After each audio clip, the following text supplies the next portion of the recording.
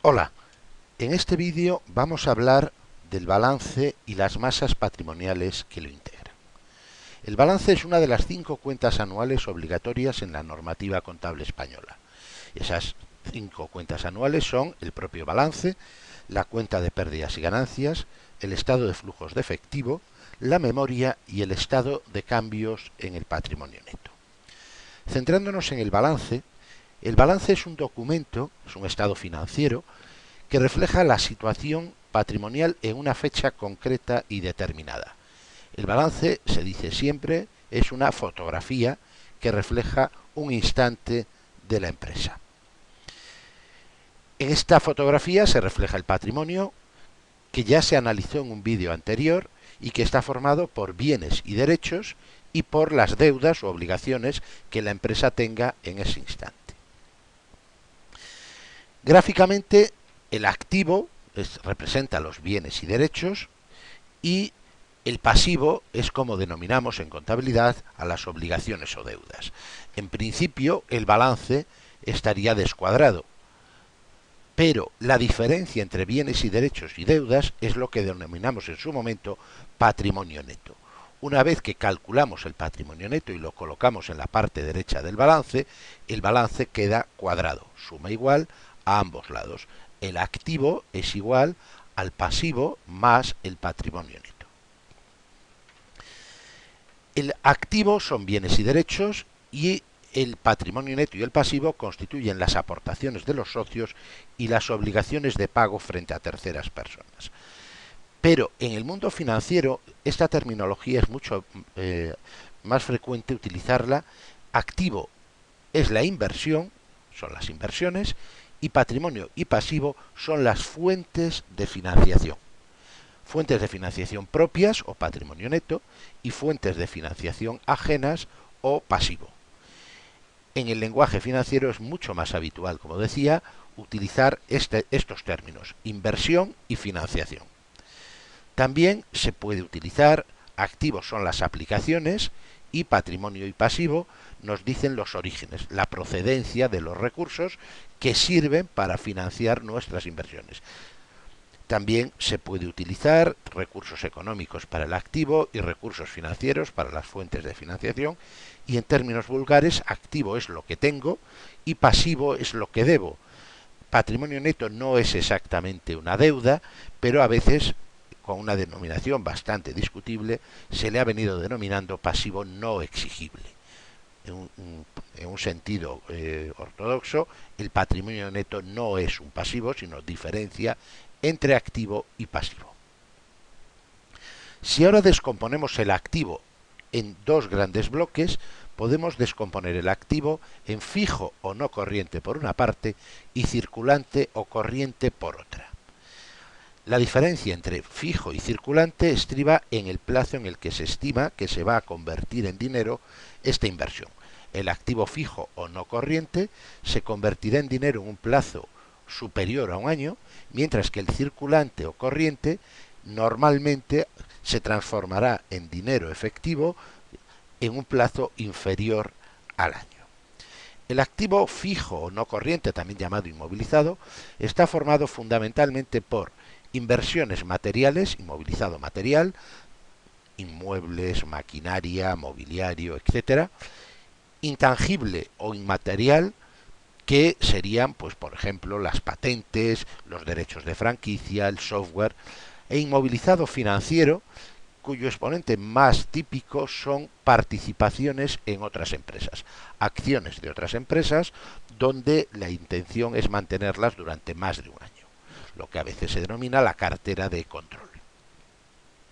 Por lo que respecta al activo corriente o circulante, estará formado fundamentalmente por tres partidas: las existencias, stocks o inventarios, que incluyen materias primas, productos en curso, mercaderías, productos terminados, es decir, cosas que se van a vender o se van a transformar para convertir en un producto que luego será vendido. En segundo lugar, los derechos de cobro, las cuentas a cobrar, cuyo exponente más típico son las facturas a cobrar de clientes, que se convertirán en dinero a través del cobro. Y por último, el dinero, la tesorería, que incluye el dinero efectivo y el dinero bancario y alguna otra partida, que es lo que se denomina a veces medios líquidos equivalentes al dinero, inversiones financieras con alto grado de liquidez. El activo circulante tiene un ciclo que en una empresa industrial empieza con un dinero, a través de la compra de materias primas se convierte en estos materiales, que luego a través de un proceso productivo se van a convertir en productos terminados que habrá que vender a los clientes y a través de la venta se convertirá en cuentas a cobrar a nuestros clientes.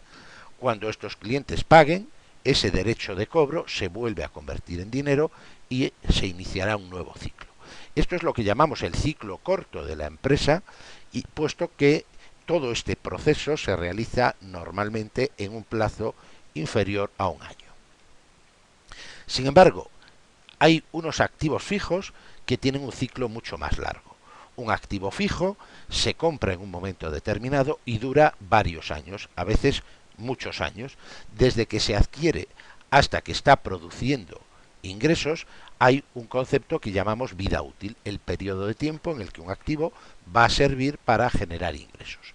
Por ejemplo, este activo fijo, esta central eléctrica, puede durar bastantes años, se adquiere en un momento determinado y va perdiendo valor por el uso, por el paso del tiempo y a veces en algunos activos por la depreciación tecnológica llamada obsolescencia. Este activo, al cabo de una serie de años, pues tendrá un escaso valor y probablemente incluso no valga nada.